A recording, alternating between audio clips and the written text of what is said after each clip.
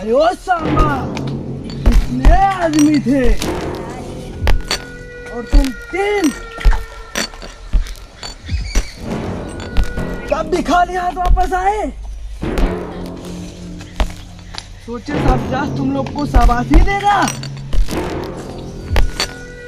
मैं सोचा खुश रहूंगा तुम लोगों के ऊपर, रबर गांड में आएगा।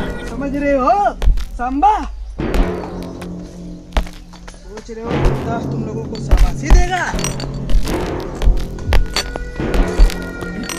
ज्यादा बोल रहे कहता क्या हुआ कालिया? क्यों फुसुर तुम बात कर रहे हो? क्या बात है? तो फुसुर क्या? किसके बारे में बात कर रहे हो?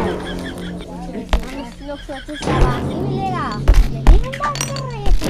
तुम लोगों को शाबाशी नहीं मिलेगी, तुम लोगों को पट्टा मिलेगा। हेलो, आए हो खाली हाथ वापस? शर्म